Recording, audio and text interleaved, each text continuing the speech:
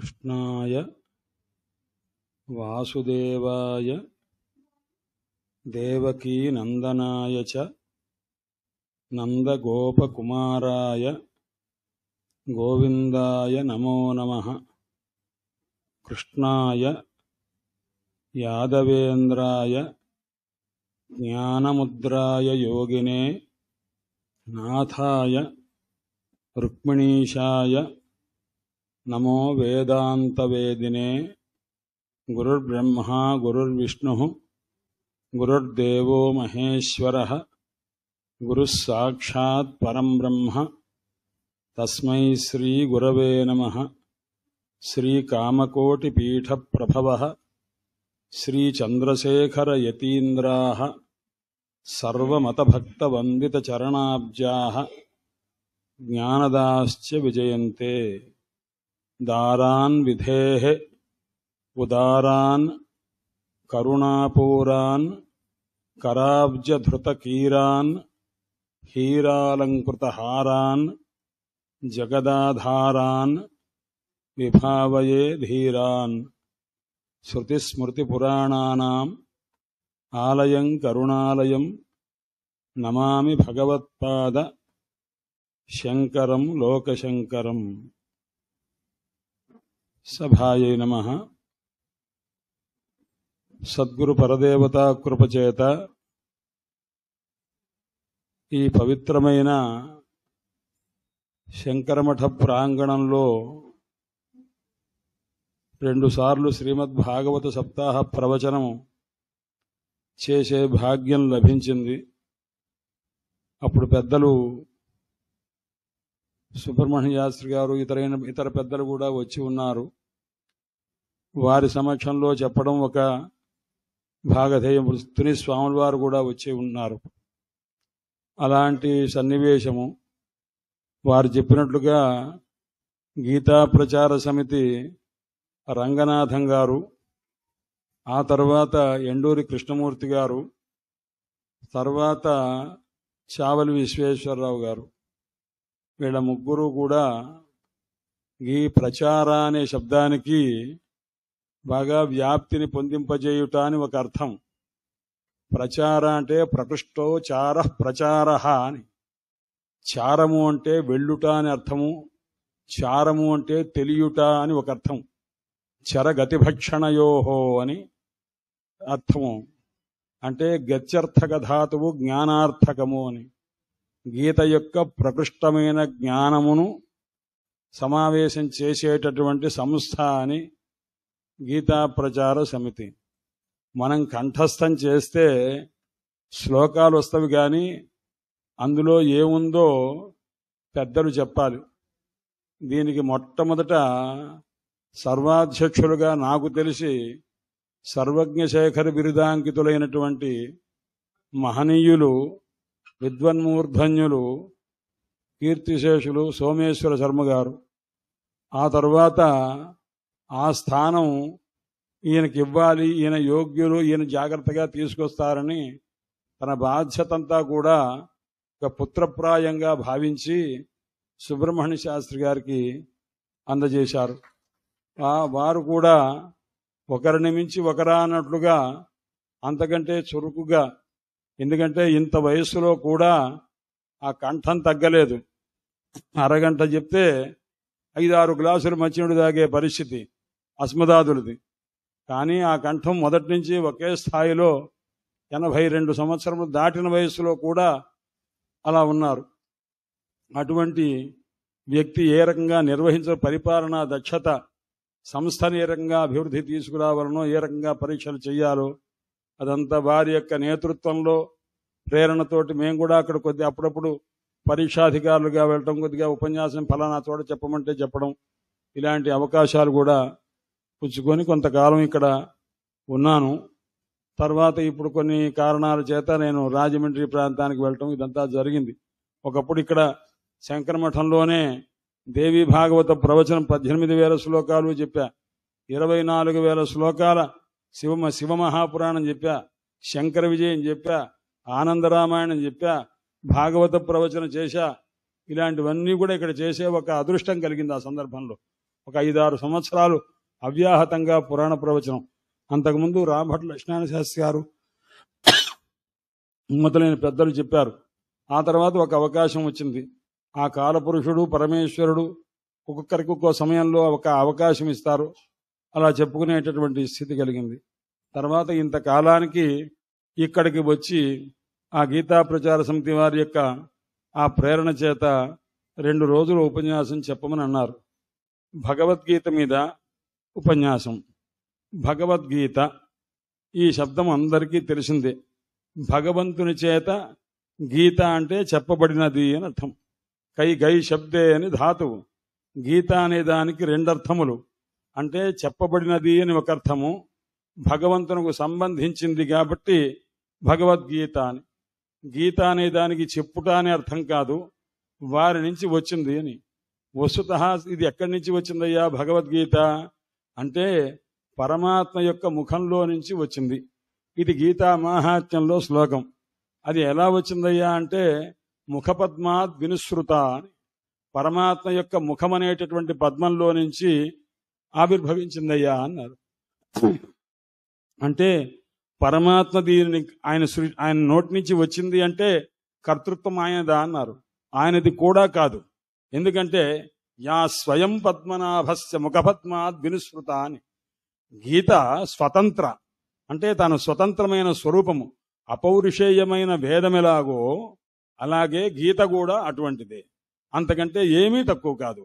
అందుకోసం యా పద్మనాభస్య, ఎందుకంటే భగవద్గీత తనంతట తానుగా ఎక్కడి నుంచి రావాలని కోరుకుందంటే పద్మనాభుని యొక్క ముఖంలో నుంచి రావాలని కోరుకుంది. వస్తుతః చూడండి, పద్మనాభ అనే శబ్దం ఎప్పుడైతే వేశారో మొట్టమొదట పరమాత్మ యొక్క నాభి, ఆ నాభి నుంచి పుట్టింది ఒక పద్మము. ఆ పద్మంలో పుట్టినవారు బ్రహ్మదేవుడు. ఆయన ముఖంలో నుంచి వచ్చింది వేదము. ఆ వేదం తాలూకు సారమంతా కలిసి ఎక్కడి నుంచి వచ్చిందయ్యా అంటే పద్మనాభుని యొక్క ముఖంలో నుంచి భగవద్గీత రూపంగా వచ్చింది. ఇదన్నమాట. మొట్టమొదటి దగ్గర నుంచి తీసుకొని వస్తే దేని పుట్టుక ఏమిటి, దేని పుట్టుక ఏమిటి, దేని పుట్టుక ఏమిటి అని. ఎందుకంటే బ్రహ్మదేవుడు పద్మంలో నుంచి పుట్టారు. ఆ పద్మం నాభిలో నుంచి పుట్టింది. నాభి నుంచి కమలం, కమలంలో నుంచి కమలజుడు బ్రహ్మదేవుడు. బ్రహ్మదేవుని యొక్క తస్మాత్ తేపానాత్ త్రయోవేద అజాయంత, బ్రహ్మ యొక్క ముఖంలో నుంచి 3 వేదాలు పుట్టినవి అని చెప్తారన్నమాట. అందువల్ల ఆ బ్రహ్మ యొక్క ముఖంలో నుంచి వచ్చిన వేదం యొక్క సారమంతా తీసుకొచ్చి పరమాత్మ యొక్క ముఖంలో నుంచి గీతారూపంగా ఆవిష్కృతమైంది అని భగవద్గీత మాహాత్మ్య శ్లోకంలో చెప్పేటటువంటి విషయం. అయితే భగవద్గీతలో ఏమిటయ్యా ఉన్నది అన్నారు. భగవద్గీతకి అనేక మంది వ్యాఖ్యానాలు రాశారండి. అందులో నీలకంఠుడు అని, చతుర్ధరి నీలకంఠుడు అని ఒక మహానుభావుడు ఉన్నాడు. మహాభారతం మొత్తానికి వ్యాఖ్యానం రాశారు ఆయన. ఆయన రాసినటువంటి ఆ ప్రదీపము అద్భుతమైనటువంటి వ్యాఖ్యానం. ఒక వ్యాఖ్యానం ఒకళ్ళు రాసిన తర్వాత ఇంకోళ్ళు రాయటానికి ఇష్టపడరు, రాయగలిగినప్పటికీ. ఎందుకంటే ఆయన రాసిన తర్వాత ఇంకా రాయవలసింది ఏమీ లేదు కాబట్టి మనం ఏం రాసినా ఆ మాటల్ని అటు తిప్పి ఇటు తిప్పి రాయాలి. అంత శ్రమ పడవలసిన అవసరం లేదని చాలా మంది వదిలిపెట్టేశారు. భాగవతానికి శ్రీధర్యం ఏ విధంగానో అలాగే మహాభారతానికి నీలకంఠీయము అలాగా. అందుచేత ఆ నీలకంఠీయంలో ఒక శ్లోకం భగవద్గీత వ్యాఖ్యానం చేస్తూ మహానుభావుడు మాట చెప్తారు. భారతే సర్వవేదార్థ. భారతంలో ఏముందయ్యా అన్నారు. సమస్త వేదముల యొక్క అర్థమంతా కూడా భారతంలో ఉంది. అసలు ఈ భారతంలో ఉన్నటువంటి భగవద్గీత అంటున్నారే, అసలు భారత శబ్దమునకు అర్థం ఏమిటి అన్నారు. భాతి వేదేషు సర్వేషు. 4 వేదములు కాదు, 5వ వేదం ఇది తీసుకొని అన్ని వేదముల్లో కల్లా గొప్పగా ప్రకాశించేది ఏదయ్యా అన్నారు భారతం.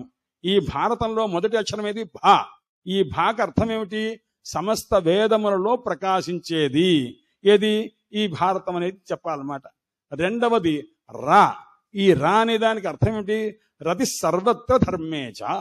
అంటే ఎన్ని ధర్మములున్నావో సర్వధర్మముల్లో కూడాను ఆసక్తిని కలిగింపజేసే శక్తి ఈ భారతంలో ఉంది అని చెప్పాలన్నమాట. అందుకోసం రా అంటే రతిని, ధర్మమునందు రతిని కలిగించేది అని 2వ అక్షరానికి అర్థం. త ఇక తకారం ఉంది కదా, దానికి తనోతి విపులం జ్ఞానం. గొప్పదైనటువంటి జ్ఞానాన్ని మనకు ఇస్తుందన్నమాట. అంటే మొట్టమొదట సమస్త వేదములలో ప్రకాశించేది, రెండవది ధర్మమునందు ఆసక్తిని కలిగింపజేసేది, దీనివల్ల విపులమైనటువంటి జ్ఞానం కలదు. అందుకోసమే యది హాస్తి తదన్యత్ర ఎన్నేహాస్తి నదత్వచదు అంటుంటారన్నమాట. భారతాన్ని గురించి ఇక్కడ ఉన్నదే ఇంకో చోట ఉంటుంది తప్ప ఇంకో చోట ఇక్కడ లేనిది ఇంకో చోట ఉండనే ఉండదు. అంటే సమస్తమైన దానికి కూడాను గొప్పతనం ఎక్కడుందయ్యా అంటే భారతానికే ఉంది. అలాగే దీనికి ధర్మశాస్త్రంలో వంశీధర శర్మ మాట రాస్తారు, ఏ జంతువు కాలు తీసుకో ఏనుగు కాలు లోపలే ఉంటుంది తప్ప ఏనుగు కాలుని మించి ఇంకో కాలు ఉన్నటువంటి జంతువు ఏ ప్రాణి ఉండదు పోవయ్యా అన్నమాట.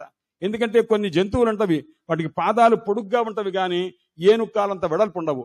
కొన్నిటికి వెడల్పు ఉండవచ్చునేమో కానీ 84 లక్షల జీవరాశుల్లో కానీ ఇంత పొడుగుండదనమాట. కాబట్టి సర్వే పద హస్తి పదే అవలగ్నా, అన్ని అడుగులు అన్ని జీవుల యొక్క కాలు తాలూకు అడుగులన్నీ కూడా హస్తి పదే ఏనుగు యొక్క అడుగు లోపలే ఇమిడి ఉంటవి. అలాగే సర్వం శాస్త్రం భారతే పర్యవసన్నం, సమస్త శాస్త్రములు వేదములు అన్నీ కూడాను భారతంలోనే ఇమిడి ఉన్నవి అని చెప్తారన్నమాట. అందుచేత తా అంటే విపులమైనటువంటి జ్ఞానాన్ని కలగజేసేది అని. అలాంటి సమస్త వేదసారము కూడా భారతమైతే భారతము యొక్క సమస్త సారము ఏదయ్యా అంటే గీత యందు ఉన్నదనమాట. కాబట్టి భారతే సర్వవేదార్థ భారతార్థశ్చ సర్వశః గీతాయామస్తి, గీతలో ఉన్నది, కృష్ణ సంపూర్ణంగా ఉన్నదనమాట. కాబట్టి ఈ భగవద్గీత అంటే అర్థం ఏమిటంటే సర్వ వేద శాస్త్రమయమైనటువంటి స్వరూపము అని గ్రహించాలి అని దాని ముందుగానే చెప్పారు. ఎందుకంటే ఒక దాంట్లో మనం ప్రవేశించేటప్పుడు మనకు ఆ ప్రవేశించడానికి తగినటువంటి మార్గాన్ని ముందు చూపిస్తారు. ఇది ఉంటేనే తెలుసుకో, భారతం తెలుసుకోవాలంటే భక్త్యా యుక్త్యాచ భారతం అన్నమాట. భక్తి ఉండాలి, యుక్తి ఉండాలి. దేనికైనా భక్తి లేకపోతే భారతము అర్థం కాదు, భాగవతము అర్థం కాదు, రామాయణం అర్థం కాదు. అర్థమైనట్టు అనిపిస్తుంది మనకు అర్థమైందని మనం అనుకుంటాం, కానీ భక్తి లేకపోతే లేనే లేదనమాట. అందుచేత భక్త్యా భాగవతం జ్ఞేయం, భక్త్యా యుక్త్యాచ భారతం, భక్త్యా యుక్త్యాచ వ్యుత్పత్త్యా రామాయణ మహార్ణవ. అన్నిటికంటే ప్రాచీన గ్రంథం కదా, అందులో చాలా ఎక్కువ సామగ్రి ఉండాలి తెలుసుకోవాలంటే. ప్రతి వాళ్ళకి రామాయణం ఇట్టే తెలిసిపోతుందని అనుకుంటుంటారు, కానీ రామాయణం అసలు కొరకబడింది అనమాట. తెలిసింది అన్నవాడు ఎక్కడ నుంచాలయ్యా అన్నాడు, వెనకాల కూర్చోవయ్యా అన్నాడు. నాకేం తెలియలేదు ఏంటన్నవాడు ముందుకు రావయ్యా అన్నాడు. అవిజ్ఞాతం విజానతాం విజ్ఞాతం అవిజానతాం ఉపనిషత్తే చెప్పింది. నాకు పరబ్రహ్మ తెలిసింది అన్నట. ఎవడో వచ్చి వెనకాల కూర్చో, నీకు తెలియలేదురా పో అన్నారన్నమాట. నాకు తెలియలేదండో అన్నాడు. దా ఇక నీకు తెలిసినట్టే దా ముందుకు కూర్చో అన్నమాట. అంటే ఒకటి పరబ్రహ్మ తెలియబడేది కాదు, తెలిసింది అన్నాడంటే వాడు ఫెయిల్ అయినట్టు అనమాట. అందుచేత అలాంటి ఒక దివ్యమైనటువంటి శక్తి ఉన్నటువంటి మహాగ్రంథములు మనకు. అందులో ఈ భగవద్గీత భవద్వేషిణి అన్నమాట. భవద్వేషిణి సంసారాన్ని కాస్త సంసార బంధాన్ని పోగొట్టేటటువంటిది. ఇంత మహనీయమైనటువంటి శక్తి కలిగినటువంటి భగవద్గీత సప్తభిః శ్లోకశతైః ఉపనిబబంధ. భగవత్పాద శంకరులు దీనికి మొట్టమొదట ఉపోద్ఘాతము అని రాశారు. సామాన్యంగా శాస్త్రములలో ఎక్కడా కూడా, ఇంకా ఏ శాస్త్రాల్లో చూడండి ఎక్కడా కూడా ఉపోద్ఘాతం ఉండదు. ఒక్క సూత్ర భాష్యానికి ఒక భగవద్గీతకి మాత్రం ఉపోద్ఘాత గ్రంథం అని. అంటే ఇది చెప్పకపోతే అసలు మీకు కుదరనే భగవద్గీతలో ప్రవేశించడమే కుదరదు అని చెప్పి మహానుభావులు శంకర భగవత్పాదులు వారు దీనికి ఉపోద్ఘాత భాష్యం రాశారు, సూత్ర భాష్యానికి కూడా రాశారు. ఎందుకంటే అజ్ఞానం అనేది ఉన్నదని మనం ఒప్పుకోకపోతే అసలు శాస్త్రమే లేదు. నీకు రోగం ఉన్నది కాబట్టి మందు పుచ్చుకో, రోగం లేకపోతే మందు పుచ్చుకోవాల్సిన అవసరం లేదు. రోగం లేదనుకుంటున్నావు, నీకున్నదే పెద్ద రోగం అనమాట. అందుచేత రోగం ఏమిటో అనడు, అజ్ఞానం అనేటువంటి ఒక పెద్ద రోగం ఉన్నదనమాట. నాకు తెలీదు కానీ తెలుసును అనేటువంటి ఒక భ్రాంతి ఉందే, అది అధ్యాస అంటారు. ఈ అధ్యాస అంటే భ్రమ. ఆ భ్రమ ఎలా వస్తుందయ్యా? అజ్ఞానం వల్ల వస్తుంది. ఆ అజ్ఞానాన్ని పోగొట్టడం కోసమే శాస్త్రం ఉన్నదనమాట. ఇప్పుడు ఏ స్థితిలో ఉన్నాడు? అసలు తెలియనటువంటి వాడికి చెప్పవలసిన పని లేదు, బాగా తెలిసిన వానికి చెప్పవలసిన పని లేదు. సందిగ్ధ స్థితిలో ఉన్న వానికే శాస్త్రం ప్రవర్తిస్తుంది అనమాట. సందేహ స్థితి ఉన్న వానికే.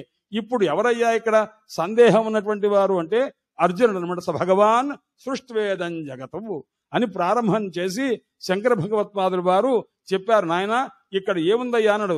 ద్విధోహి వేదోక్తో ధర్మ. వేదంలో 2 ధర్మాలు చెప్పారు, ప్రవృత్తి లక్షణము నివృత్తి లక్షణము అని చెప్పారు.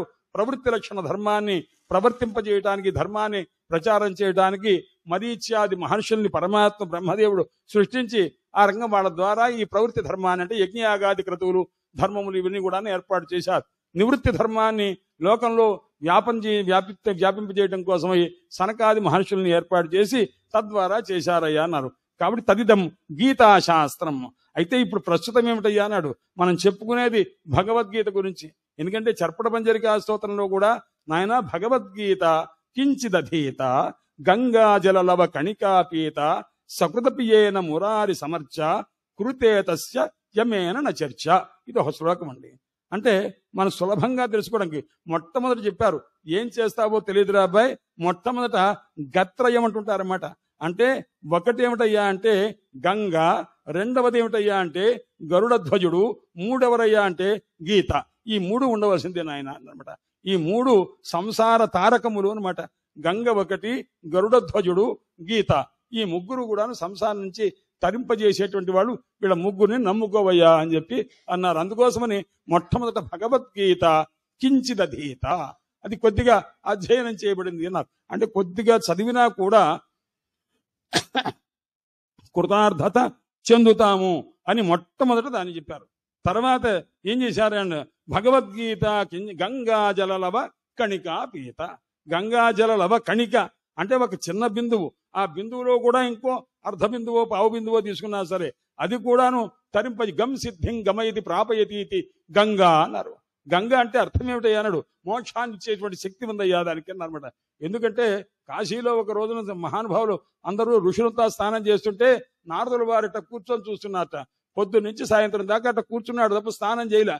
స్నానం చేయబోతే గంగాదేవి చూసింది, అందరూ స్నానం చేస్తున్నారు, నువ్వెందుకు చేయట్లేదురా అబ్బాయి అని సాయంత్రం దాకా ఆగి, ఆయన సర్వే మజ్జంతి మనయ నారదాత్వం కింద మజ్జసి అని అడిగింది ఆమె.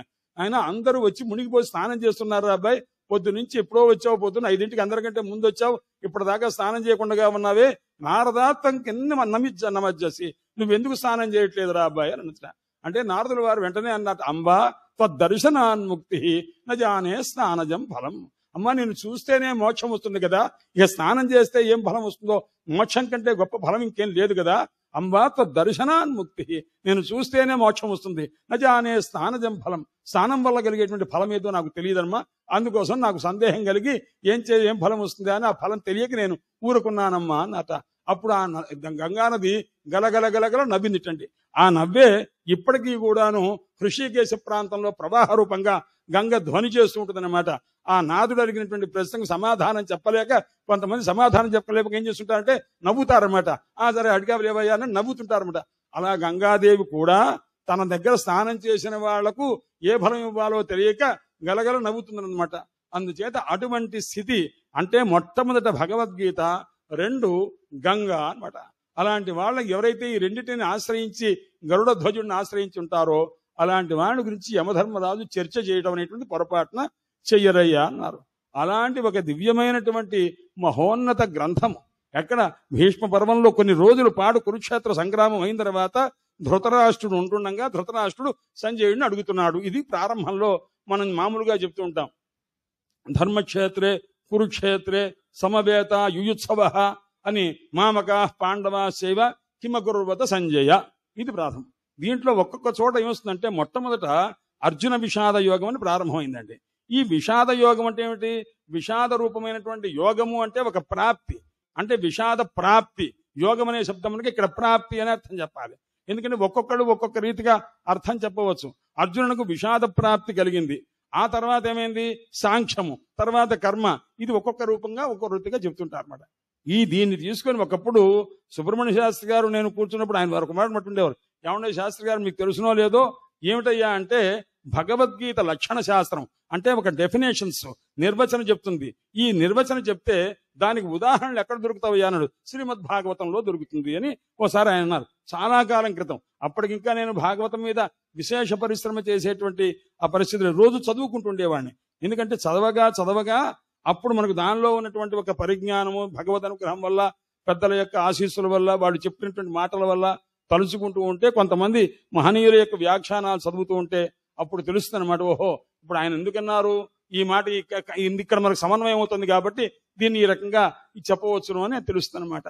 అందువల్ల భగవద్గీత ఒక లక్షణము అంటే ఏ వ్యక్తి ఎలా ఉంటారు, ఏ వ్యక్తి ఎలా ఉంటారని ఆ లక్షణాలే చెప్తుంది. కానీ ఇది ఉదాహరణలు ఎక్కడ తీసుకోవాలి, ఈ పురాణములు ఏవైతే ఉన్నావో వేదవ్యాసులు వారు రాసిందే, ఇది లక్షణాలు రాసింది ఆయనే, ఉదాహరణలు చెప్పింది ఆయన. ఉదాహరణ ఎక్కడ వెతకాలయ్యా అని భాగవతంలో వెతకాలన్నమాట. అందువల్ల చూడండి, రెండిటికి శబ్దం ఏమిటయ్యానడు భగవత్ భగవత్ భగవత్ సంబంధమైంది కాబట్టి అది భాగవతము. భగవంతుని చేత గీతం అంటే చెప్పబడింది కాబట్టి భగవద్గీత అని. భగవంతుని యొక్క గీతలు రెండున్నవి. భాగవతంలో ఒక భగవద్గీత ఉన్నది, మామూలుగా భారతంలో ఒక భగవద్గీత ఉన్నది. భగవద్గీత ఏకాదశ స్కంధంలో ఉద్ధవుడికి చెప్పినటువంటి గీత భగవద్గీత. అది కాగా భారతంలో చెప్పినటువంటిది అర్జునుడికి చెప్పినటువంటి గీత. ఈ రెండు గీతల్లో కూడా భాగవతోత్తములు ఏం చెప్తుంటారంటే భగవద్గీత ఉద్ధవ గీత చాలా గొప్పగా ఉందండి అని అన్నారు. ఎందుకంటే ఉద్ధవుడు మర్చిపోలేదండి, అర్జునుడు వారు మర్చిపోయారండి అని అన్నారన్నమాట.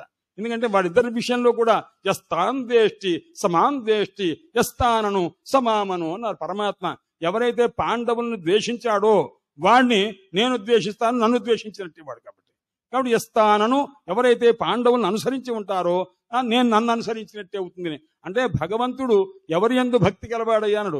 భక్తులందరూ భగవంతుని యందు భక్తి కలిగితే భగవంతునకు భక్తుల యందు భక్తి ఎక్కువ అనమాట. భగవాన్ భక్త భక్తిమాన్, భగవంతునకు భక్తుల పట్ల భక్తి ఎక్కువ అనమాట. అందువల్ల పాండవులంటే అటువంటి ఆ మహా అభిమానం, అనుగ్రహ దృష్టి అనమాట. అందుచేత అలాంటి ఆ పాండవుల గురించి చెప్పేటప్పుడు ధర్మక్షేత్రే కురుక్షేత్రే, ఇక్కడ రెండు సంప్రదాయాలు ఉన్నవండి. అద్వైత సంప్రదాయంలోనే రెండు రకాలుగా చెప్తారు. ధర్మో ధర్మ విదుత్తమః, ఇది విష్ణు సహస్రనామంలో ఉన్నటువంటి మాట. ధర్మక్షేత్రము అన్నారు. ధర్మక్షేత్రము కురుక్షేత్రము, కురుక్షేత్రంలో జరిగిందండి. అంటే ఏది ఎక్కడ చెప్తున్నారో దాని యొక్క స్థల విశేషము, భక్తృ విశేషము, శ్రోతృ విశేషము, సందర్భ విశేషము ఇవన్నీ కావాలండి. ఇప్పుడు మనం ఇక్కడ చెప్పుకుంటున్నామంటే ఇది ఒక పరమ పవిత్రమైనటువంటి ప్రదేశము. కారణం ఏమిటంటే మనం చెప్తున్నందుకు కాదండి, మనం పరమ పవిత్ర ప్రదేశంలో చెప్తున్నాం కాబట్టి మనం పునీతులం అవుతాం. ఇక్కడ పరమాచార్యులు వారు వచ్చి అనేక నెలల పాటు ఇక్కడ ఉన్నారు. ఆ సందర్భంలో వారు తర్వాత ఏం చేశారంటే ఫలానా పండితుల్ని పిలవండి అన్నారు. అప్పుడు వెంకటశాస్త్రి గారు మొదలైనటువంటి వారందరూ కూడా మండలిక వెంకటశాస్త్రి గారు జయేంద్ర సరస్వతి స్వామి వారికి గురుస్థానం. ఎందుకంటే వారికి వేదాంతం పరమాచార్యులు వారు వారి ద్వారా చెప్పించారు ఇక్కడ. అందుచేత అలాంటి మహనీయుల చేత భాగవతం వారు అద్భుతంగా చెప్తారని పేరు మాట. ఏలూరులో ఉండేవారు మహనీయులు పెద్దలు. అటువంటి వారి చేత ఇలా అనేక మంది పెద్దలు, మా తండ్రి గారు వచ్చినారు, రాణి నరసింహశాస్త్రి గారు, పేరు సూర్యనారాయణ శాస్త్రి గారు, వీళ్ళంతా ఎటువంటి భారతదేశమునకు ఒక ఆభరణములు అనమాట, దివ్యాభరణ స్వరూపులు అనమాట. అలాంటి మహనీయులైనటువంటి వాళ్ళంతా వచ్చి ఇక్కడ చెప్పారన్నమాట. ఆ చెప్పినటువంటి ఒక దివ్య పరమ పవిత్రమైనటువంటి ప్రదేశం ఇది. అందుచేత ఒక స్థల విశేషము అవసరము. ఒక మంచి మాట చెప్పడానికి భక్తృ విశేషము, ఎవరైతే ప్రామాణికమైనటువంటి అధ్యయనం చేయగలిగి ఉంటారో అలాంటి వ్యక్తి చెప్తే దాని యొక్క స్థితి వేరే. అందుచేత అలాంటి యొక్క శాస్త్రంలో ఏదేది అవసరమో ఆ విషయం అంతా కూడా ఉంటుందన్నమాట. అందువల్ల సదితం గీతా శాస్త్రం. శంకర భగవత్పాదులు వారు చెప్తారు, ఆయన ఇదేమిటయ్యా అంటే ఇది గీతా శాస్త్రం అనమాట. గీత అనేది ఏదో సామాన్యంగా భారతంలో ఒక ప్రకరణము, ఒక 700 శ్లోకాలను అనుకుంటారేమో, కాదు, ఇదం గీతా శాస్త్రం అన్నారన్నమాట. అంటే గీత అనేటువంటి ఒక శాస్త్రము, భాగవతము ఒక శాస్త్రము. అంటే శాస్త్రం అంటే ఏమిటయ్యా అన్నాడు. అందులో 2 ధర్మాలు ఉంటవి. ప్రవృత్తి ధర్మం ఉంటుంది, నివృత్తి ధర్మం ఉంటుంది. కర్మకాండ ఉపాసనాకాండ విషయం ఉంటుంది, జ్ఞానకాండ దివ్యమైనటువంటి రీతిగా చెప్పబడి ఉంటుంది. అందుకోసమని ఇది శాస్త్రము అనేటువంటి రీతిగా చెప్పున్నారన్నమాట. అందులో మొట్టమొదట అర్జున విషాద యోగము అని వచ్చిందండి. అంటే ధర్మక్షేత్రం ఇది. ఆ ధర్మక్షేత్రము ధర్మ అంటే శ్రీ మహావిష్ణువు అని. ఎందుకంటే ధర్మో ధర్మ విదుత్తమః అన్నప్పుడు ధర్మస్వరూపుడు పరమాత్మ, ఆయన తాలూకు క్షేత్రము అని ఒక అర్థం అండి. అంటే అర్థ ధర్మక్షేత్రే అంటే విష్ణు స్థానమునందు అని అర్థం అనమాట. అలాంటి స్థితిలో కురుక్షేత్రే, కురుక్షేత్రము అన్నారు. కురు అంటే కర్మ సంబంధమైనటువంటి క్షేత్రము అన్నమాట. ఇది పరమాత్మ ధర్మక్షేత్రం అంటే పరమాత్మ యొక్క క్షేత్రము అని ఎప్పుడైతే మీరు అన్నారో దానివల్ల నివృత్తి రూపమైనటువంటి పరమాత్మ స్వరూపము అని ఒక అర్థము.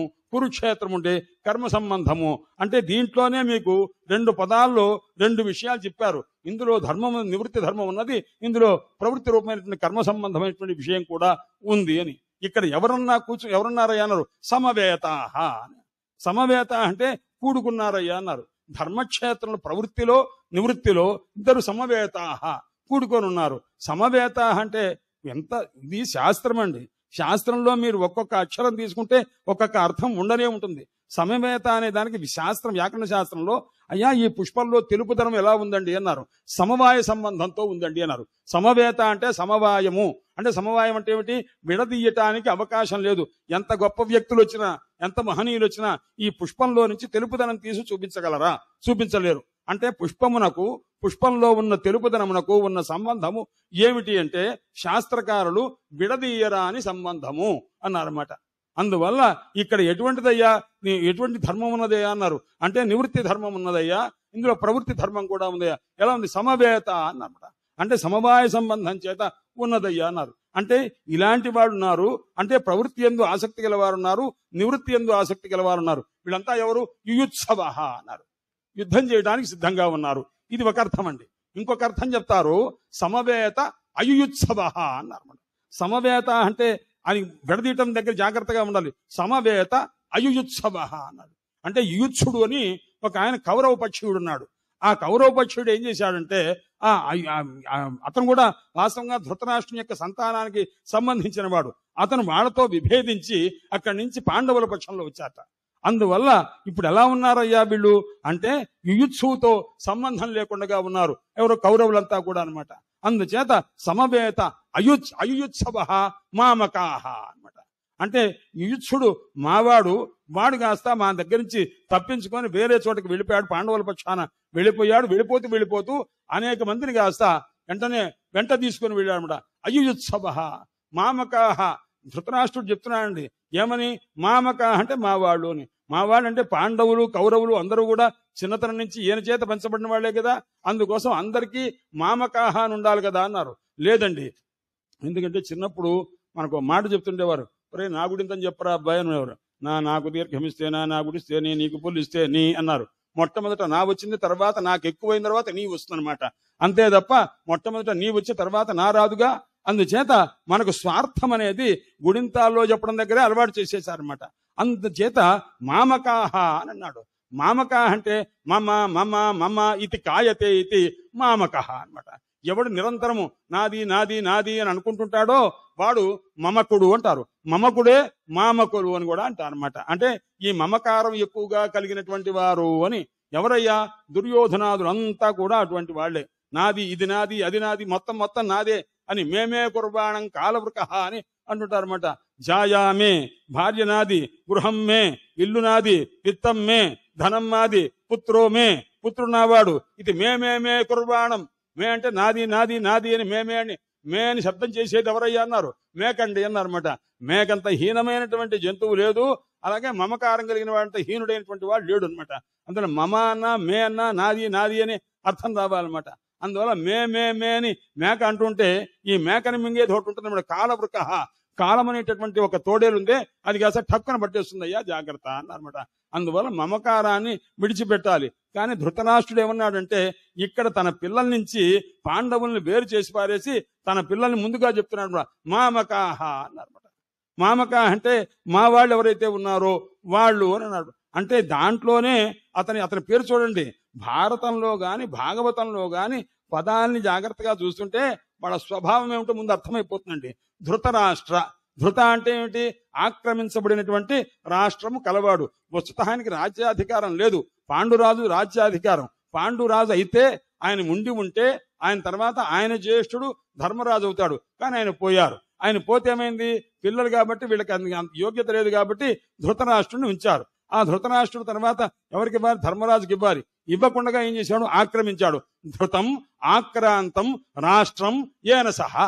ఎవరి చేత ఆ రాష్ట్రం అంతా కూడా ఆక్రమించబడిందో అంటే ఆయన మనం సామాన్యంగా స్వాధీనం చేసుకున్నారు, బలాత్కారంగా స్వాధీనం చేసుకున్నారంటారే, ఆ రకంగా ఆక్రాంతుడైనటువంటి వాడు కాబట్టి ధృతరాష్ట్రుడు అనమాట.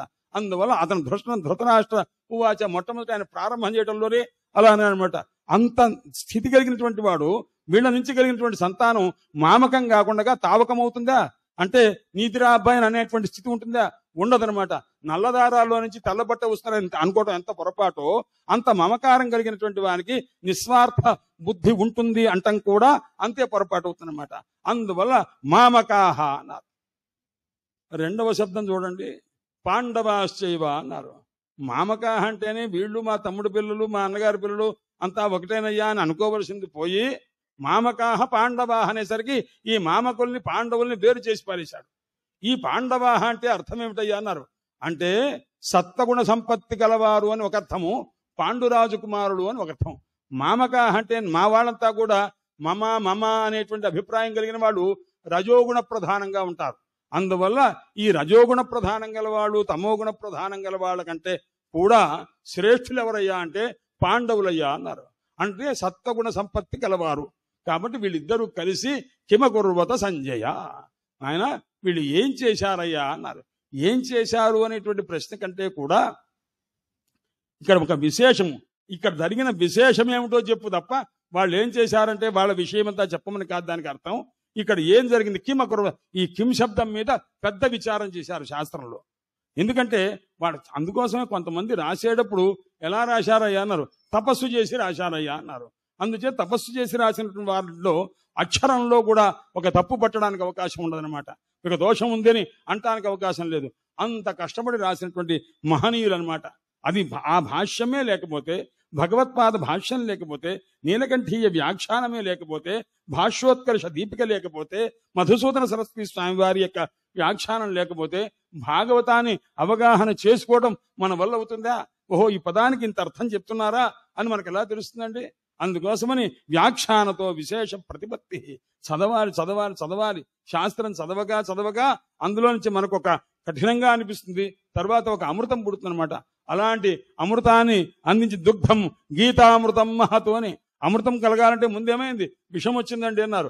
ఆ విషం అంటే శాస్త్రం ముందు మహాక్లేశకరంగా ఉంటుంది. అది బాగా అంతా మథన చెయ్యగా చెయ్యగా చెయ్యగా ఒక దివ్యమైనటువంటి అమృతం పుడుతుంది. ఆ అమృతం పుట్టిన తర్వాత ఇంకో వస్తంతరాన్వేషణ ఉండదు. అంటే దీని తర్వాత అమృతం పుట్టిన తర్వాత ఇంకో వస్తువు యొక్క అన్వేషణ ఇంకేమైనా పుడుతుందో అని ఆ దృష్టి ఉండదు. ఎందుకంటే మనం ప్రారంభించడమే, సముద్ర మథన చేయడమే అమృతోత్పాదన కొరకు అనమాట.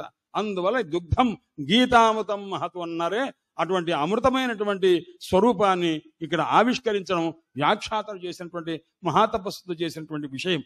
అందువల్ల కిమకుర్వత సంజయ అని సంజయుడిని ప్రశ్న వేశారు. సంజయ అనే దానికి సమ్యక్ జయతి ఇది సంజయ.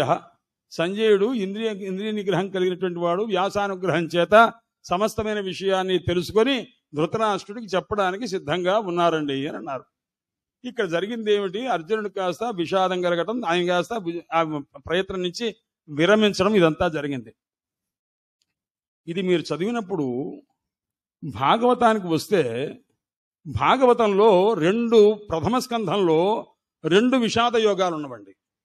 అంటే భాగవతము భగవత్ శబ్దమునకు అర్థం ఏమిటి, భగవద్గీత లెక్క పెడితే అక్షరాలు ఉన్నాయి. భగవద్గీత అని తీసుకుంటే మొత్తం 6 అక్షరాలు రావాలన్నమాట. కానీ శ్రీమద్ భగవద్గీత అంటే 7 అక్షరాలు అయిపోతుంది, 5 అక్షరాలు అయిపోతుంది అంటారన్నమాట. కానీ భగవద్గీత అన్నప్పుడు భగవద్గీత అని 5 అక్షరాలు అవుతుంది. భాగవతం అన్నప్పుడు 4 అక్షరాలు అయింది. అంటే భగవత్ సంబంధమైనది, అంటే భగవత్ ప్రోక్తం. భాగవతం కూడా చెప్పింది ఎవరు, భగవంతుడే చెప్పాడు. కృష్ణ పరమాత్మ శ్రీ మహావిష్ణువే చెప్పారు. 4 శ్లోకాలతో చెప్పారండి. అందుకోసం భాగవతం ఉందండి. ఆ తర్వాత ఆయన కాస్త బ్రహ్మదేవుడికి చెప్పారు, అది భాగవతము అని. ఈ వరసంగా నిర్గుణ భాగవతము 4 అక్షరాలతోనే 4 శ్లోకాలుగానే చెప్పారు. ఇక్కడ పంచాక్షరి అని చెప్పి ఈ రకంగా అంటారు.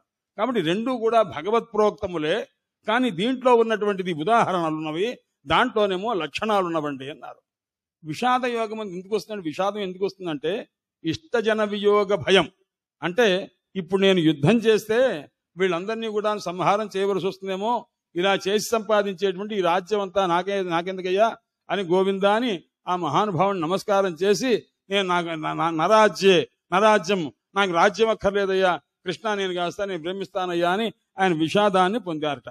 ఆ విషాదాన్ని పొందిన తర్వాత ముందు ఏం చేయాలంటే, ముందు సాంఖ్యం చెప్పాలి. సాంఖ్యం అనే దానికి గొప్పదైనటువంటి జ్ఞానం. సమ్యక్ ఛాయతే ప్రతీయతే ఆత్మతత్వం అనయేతి సంఖ్య అన్నమాట. దేనివల్ల ఆత్మతత్వం తెలియబడుతుందో అటువంటి దాన్ని సంఖ్య అన్నారు. ఇలాంటి ఈ విషాదాన్ని పోగొట్టేది జ్ఞానం మాత్రమే అవుతుందండి.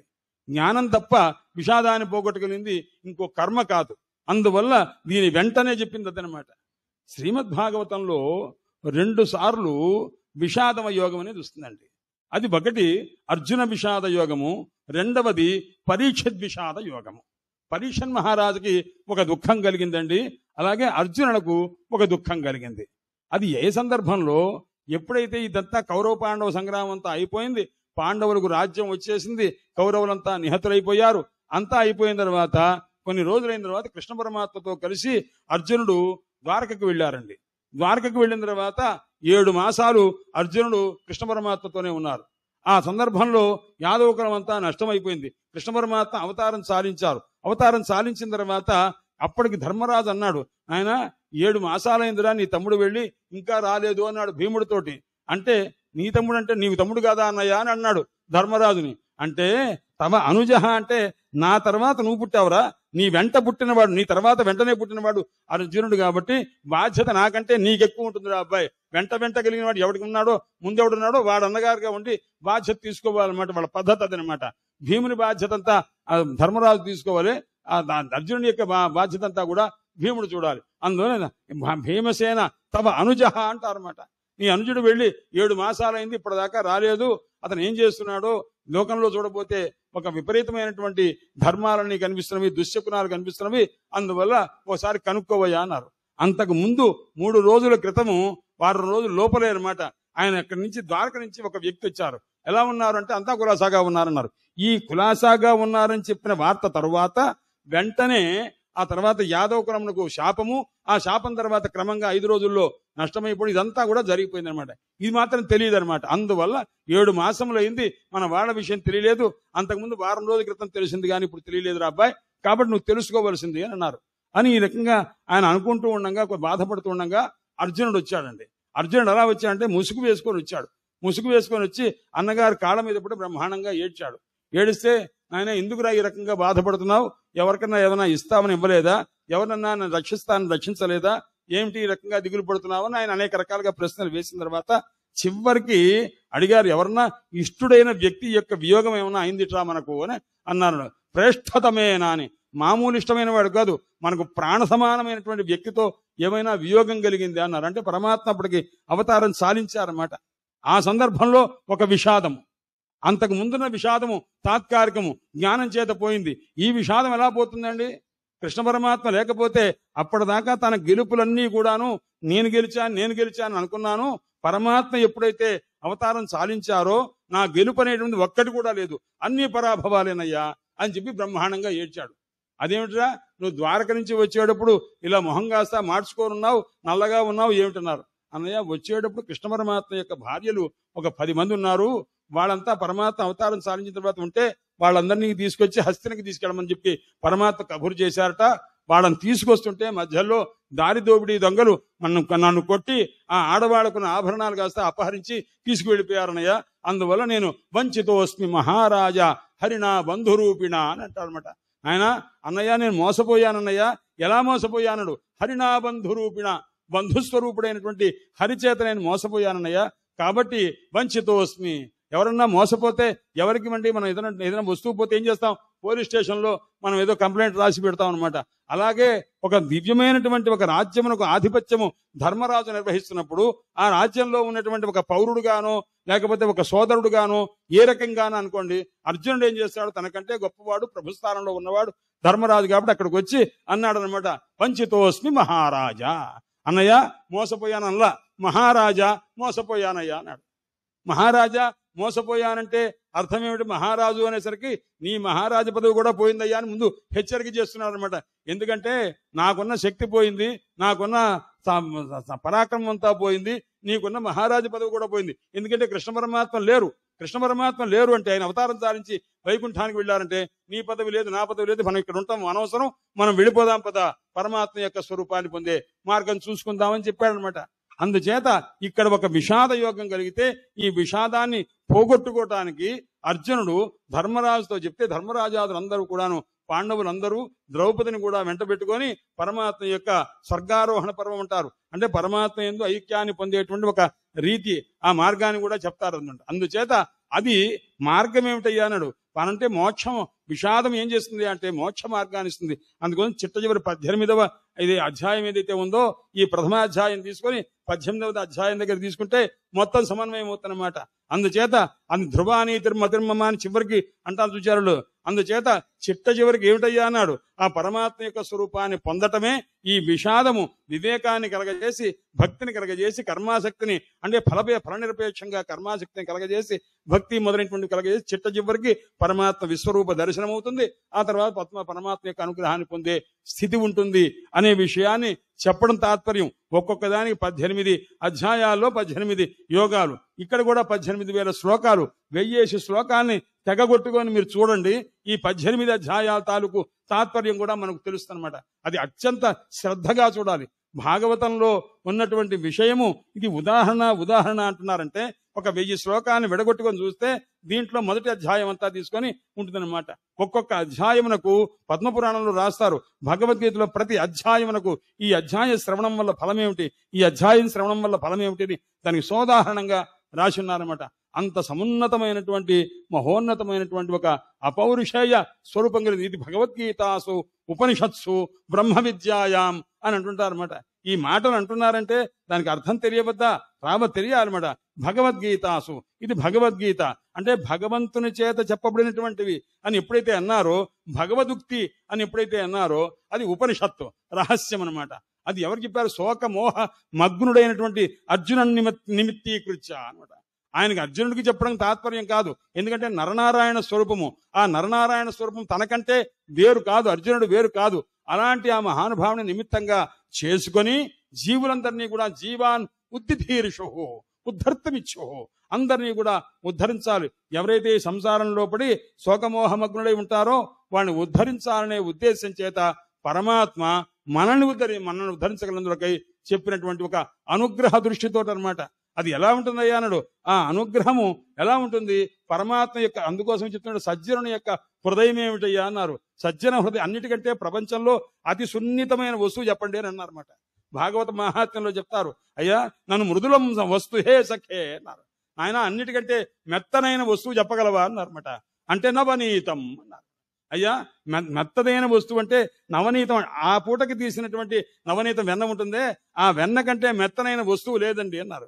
నవనీతాదపి సుందరం, నవనీతం కంటే మెత్తదైనటువంటి వస్తువు ఉంది అన్నారు. లేదండి అన్నాడు. నేను చెప్తున్నాను విను అన్నారు. ఏమిటో చెప్పేది అన్నారంటే సజ్జన హృదయం. ఆయన సజ్జనుని యొక్క హృదయం ఉందే అది నవనీతం కంటే కూడా చాలా మృదువైనదండి అన్నారు. ఎలా చెప్పగలవయ్యా అన్నారన్నమాట. అంటే పరతాపాత్ ద్రవతే, అంటే ఇతరుడి చేత మనం ఒక నిప్పుని తీసుకొచ్చి ఆ వెన్నకి పెట్టి దగ్గరికి పెట్టామనుకోండి, అప్పుడు అది కలుగుతుందన్నమాట. అందుచేత స్వతాపాత్ ద్రవతే నవనీతం పరతాపాత్ ద్రవతే సజ్జన హృదయం అన్నమాట. అంటే అది ఆ అగ్ని చేత నవనీతాన్ని వెచ్చజేస్తే నవనీతం కలుగుతుంది అని అవతల వాడు బాధపడుతుంటే యువతల సజ్జనుడు బాధపడిపోతుంటాడు. అయ్యో వాడు బాధపడుతున్నాడని వీడు బాధపడుతున్నాడు, దాన్ని తాపిస్తేనే అది కలుగుతున్నది. అందుకోసమని దాన్ని తప్పింపజేస్తే కలిగే నవనీతం కంటే కూడా అవతల వాడు బాధపడుతున్నాడని ఈయన కరిగిపోతుంటాడే, అయ్యో నాకు గనక ఈ శక్తి ఉంటే అతనికి ఈ పని చేద్దును కదా అనుకుంటారే. అదనమాట పరమాత్మ ఒక అర్జునుడిని ఉద్ధరించడం కోసం, తన నిమిత్తంగా చేసుకుని జీవుల్ని ఉద్ధరించడం కోసం చెప్పినటువంటి ఈ భగవద్గీత యొక్క స్థితి ఏమిటయ్యా అంటే, ఇంత గొప్పది నాయన, అంత దయాళువైనటువంటి పరమాత్మ చెప్పింది. అందులో నీకేం కనిపిస్తుందయ్యా అన్నాడు. ఏది పడితే ఏ దివ్యమైనటువంటి భక్తి ఉంటుంది, దీనిలో ఉపాసన ఉంటుంది, దీనిలో జ్ఞానం ఉంటుంది, దీనిలో మోక్ష ధర్మం ఉంటుంది, సమస్త ధర్మాలు ఇందులో దివ్య ధర్మాలన్నీ కూడా ఉంటవి నాయన అన్నారన్నమాట. అందుకోసమని పరమాత్మ గురించి చెప్పేటప్పుడు ఒక్కొక్క చోట చతుర్విధ భజంతే మాం జనా సుకృతినో అర్జున అని అంటుంటారు విచారణలో. అంటే ప్రతి చోట కూడా ఇందులో భాష్యోత్కర్ష దీపిక అని భగవద్గీతకు ఒక వ్యాఖ్యానం ఉందండి. ఆ భగవద్గీత వ్యాఖ్యానంలో ప్రతి శబ్దమునకు, ప్రతి సంబోధనకు అర్జున అంటే అర్థమేమిటి, ఇంకోటి అంటే అర్థమేమిటి, గుడాకేశ అంటుంటారన్నమాట. గుడాకేశ అంటే అర్థమేమిటి, ఇలాంటి ప్రతి దానికి వ్యాఖ్యానం రాసి సమన్వయం చేశారన్నమాట. గుడాకేశ అనే దానికి అర్థం ఏమిటయ్యా అన్నాడు. అంటే బెల్లపు అచ్చు వంటి జుట్టు గలవాడు అర్జునుడు అని తపస్సు చేసినప్పుడు ఆ రకంగా కేశ సంస్కారం కూడా చూడకుండా అంత దృఢమైన తపస్సు చేశాడు ఒక అర్థం. గుడాక అంటే నిద్ర, నిద్రను కాస్త ఈశ అంటే జయించాడు అని అర్థం అనమాట. అంటే జిత నిద్ర ఇత్యర్థ, నిద్రను జయించినటువంటి వాడు. అంటే నిద్రను జయించాడు అంటే ఇంద్రియములన్నింటినీ జయించాడు అని దానికి అర్థం అనమాట. అలాంటి యోగ్యత కలిగిన వాడు మాత్రమే భగవద్గీత శ్రవణములో అధికారి. ఇంత అధికారం ఉంది కాబట్టే ఆయనకి చెప్పారయ్యా అని చెప్తారన్నమాట. అందువల్ల దేని యందు ఆసక్తి కలిగిన వాడు జితేరసే జితం సర్వం అని ఒక మాట. అంటే జిహ్వని జయించవయ్యా సమస్తాన్ని జయించవచ్చు అన్నాడు. దానికంటే కూడా గొప్పదేదయ్యా అన్నాడు నిద్రని. అది జయించడం కష్టం ప్రతివాడికి. అందుచేత దాన్ని కూడా జయించిన వాడు కాబట్టి అర్జునుడు సర్వోత్కృష్టమైనటువంటి శక్తి గలవాడు కాబట్టి అతను అధికారిగా ఉంటున్నాడు కాబట్టి ఆయన శ్రవణాధికారిగా ఆయన పెట్టి పరమాత్మ భగవద్గీత ఉపదేశం చేశారు సుమా అని అంటారన్నమాట. అందుచేత ఇక్కడ అర్జున విషాద యోగము శ్రీమద్ భాగవతంలో ఉంటే దాన్ని పోగొట్టగలందరికీ చివరికి వారు మోక్ష మార్గాన్ని పరమాత్మ స్వరూపాన్ని పొందే విధానాన్ని పొందారు. అలాగే భగవద్గీతలో ఈ అర్జున విషాద యోగము దేని తర్వాత తెలియజేస్తుంది అంటే సాంఖ్యము జ్ఞానం చేత చివరికి మోక్షం పురుషోత్తమ ప్రాప్తి అనేటటువంటి తెలియజేస్తుంది అనమాట. అంటే ఈ రకమైన ఒక సమన్వయం ఉంది.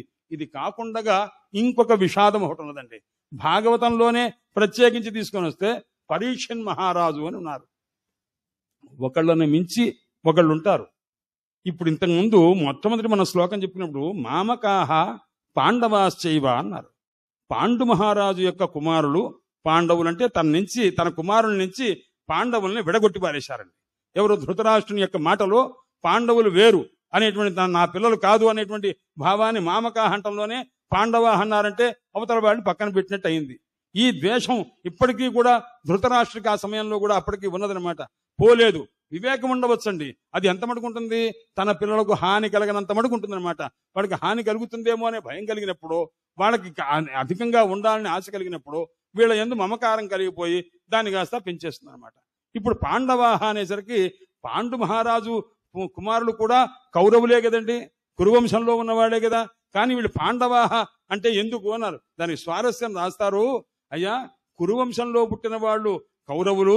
ఈ కౌరవులు కూడా ఇప్పుడు ఎలా ఉన్నారు? కురువంశంలో పుట్టిన వాళ్ళలాగా లేదు, కుత్సితరవులై ఉన్నారు.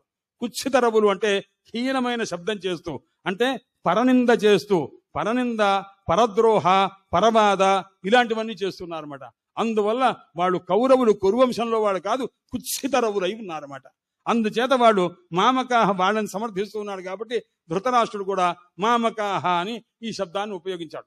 పాండవాహ అంటే అంతకు ముందు కురువంశంలో ఉన్న ఎంతమంది రాజులో ఉండవచ్చు కానీ ఆ పాండు మహారాజు అంతకు ముందున్న వాళ్ళందరినీ కూడా అతిశయించి పరిపాలించారటండి ఉన్నంత కాలంలో. అందువల్ల పాండవాహ అని అన్నారు. అది ఎలా కుదురుతుందండి అన్నారు. దానికి ఒక ఉదాహరణ రాస్తారు. అయ్యా, ఇక్ష్వాకు వంశంలో రాముల వారు ఆవిర్భవించారు.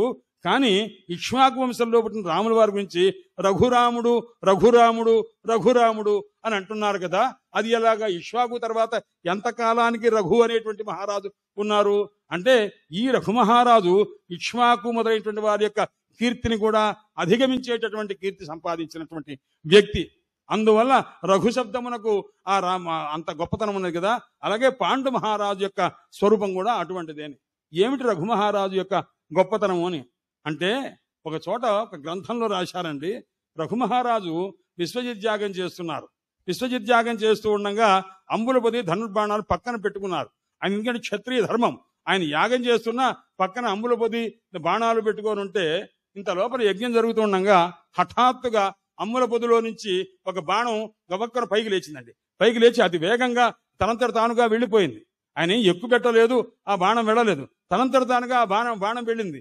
వెళ్ళిపోయి కొంత దూరం వెళ్ళిపోయిన తర్వాత అందరూ ఋషులంతా చూస్తున్నారు. వశిష్ఠుల వారు చూచారు, రఘు మహారాజు చూస్తున్నాడు. అందరూ చూస్తుండగా ఆ బాణం వెళ్ళిపోయింది. వెళ్ళి ఏం చేసింది?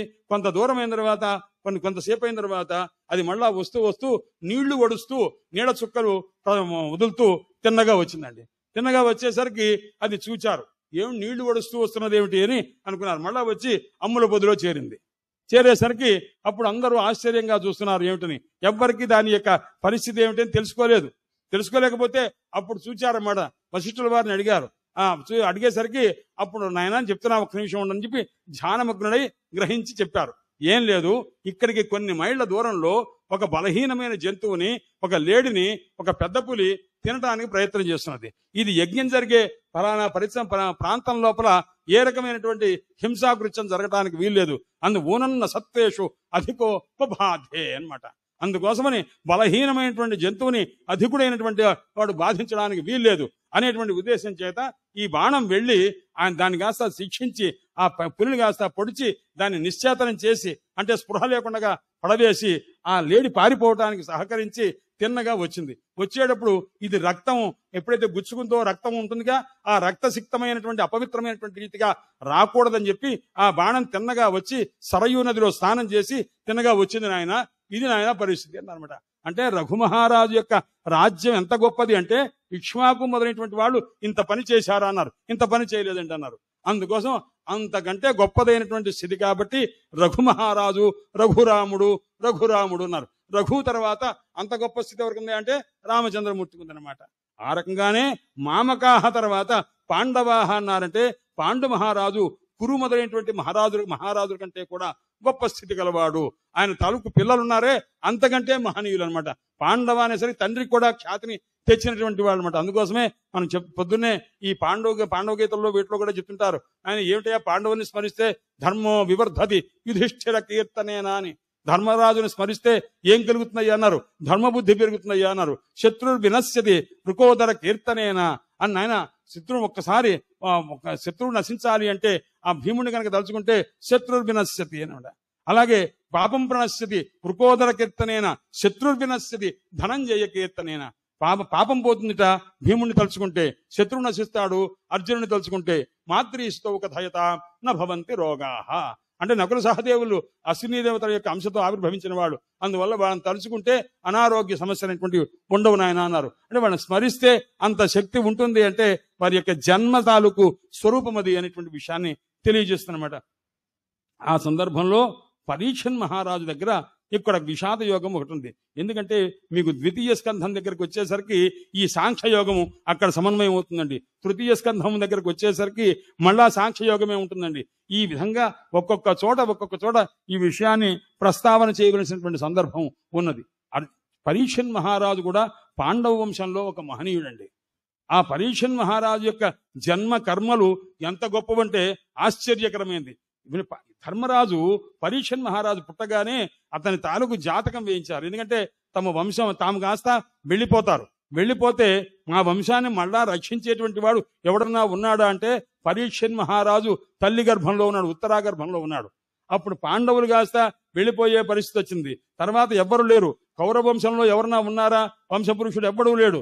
అలాంటి స్థితిలో ఇక మిగిలింది ఎవరయ్యాను, వంశాంకురం ఒక్కడు, అది ఉత్తరా గర్భంలో ఉన్నాడు. ఉత్తరా గర్భంలో ఉంటే అప్పుడు అశ్వత్థామ బ్రహ్మాస్త్రం వేశాడండి. బ్రహ్మశిరోస్త్రము అని. బ్రహ్మాస్త్రములు 3 రకాలుగా ఉంటవి. అంటే బ్రహ్మాస్త్రం, బ్రహ్మదండం, బ్రహ్మశిరస్సు అని ఉన్నాడు. బ్రహ్మశిరోస్త్రం వేసి మొత్తం పాండవ వంశాన్ని మొత్తం ఏది లేకుండా చెయ్యాలని మహాప్రయత్నం చేశాడు. అశ్వత్థామ అంతకు ముందు ఏం చేశాడు, ఉప పాండవులందరూ కూడా ద్రౌపదికి పంచపాండవుల వల్ల కలిగినటువంటి పిల్లలుంటే వాళ్ళందరూ పడుకొని ఉంటుండగా అందరినీ సంహారం చేసి పారేశాడు. సంహారం చేస్తే అప్పుడు దుర్యోధనుడు చెప్పాడు, దుర్యోధనుడు మరణావస్థలో ఉన్నాడు, ఏమయ్యా నీ కోరిక తీర్చేశా, పాండవుల పిల్లలందరినీ చంపేశా అన్నాడు. ఛీ ఎంత పని చేశావయ్యా నువ్వు, ఎందుకంటే మాకు అంతో ఎంతో తిలోదకాలు వదలసినటువంటి వాడు ఆ పిల్లలు, మా పిల్లలంతా పోయారు, మేము మా వాళ్ళంతా పోయారు, నేను పోవడానికి సిద్ధంగా ఉన్నాను, వాళ్ళు కాస్త కనీసం ఆ తర్పణ ఇచ్చేటువంటి వాళ్ళు లేకుండా చేశావే అని చెప్పి ఆ దుర్యోధనుడు సంతోషించలేదుటండి. అయినా సరే చెయ్యాలని చేశాడు. ఆ అశ్వత్థామ అతను సంతోషించాలని చేశాడు. చివరికి అది సత్ఫలం ఇవ్వాల. చివరికి ఎవరున్నారయ్యా మిగిలాడన్నాడు. ఉత్తరాదేవి గర్భం మిగిలింది. గర్భంలో గర్భగతుడైనటువంటి ఒక శిశువు ఉన్నాడు. ఆ శిశువుని రక్షించాలి. ఆ రక్షించడం కోసం ఆ ఉత్తరాదేవి ప్రార్థన చేసింది.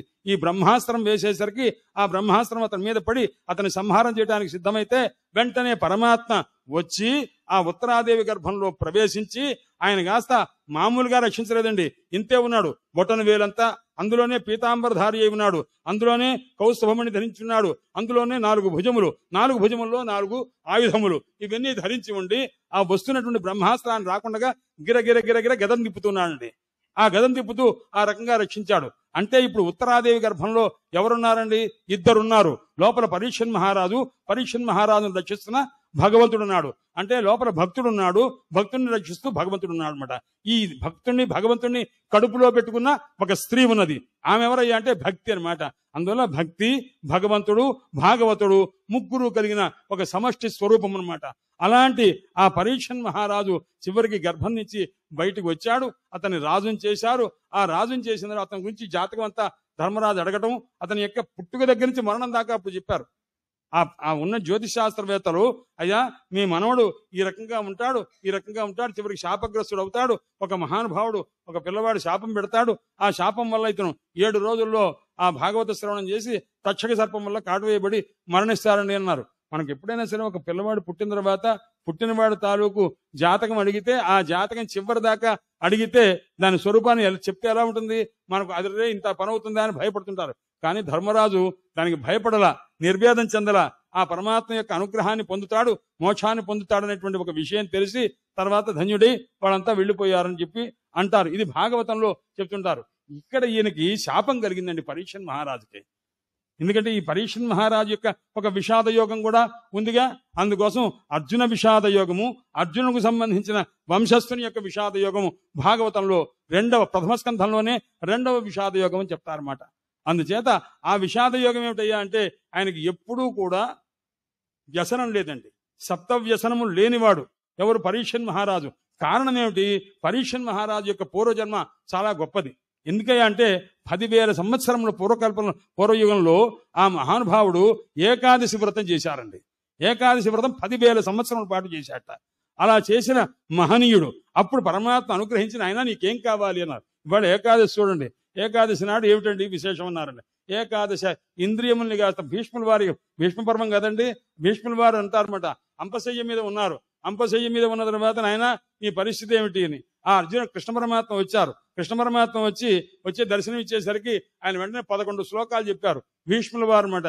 ఆయన ఏమిటి పరిస్థితి అని అంటే, కృష్ణ పరమాత్మ నీ ఇష్టం వచ్చినట్టు వస్తే కుదరదు.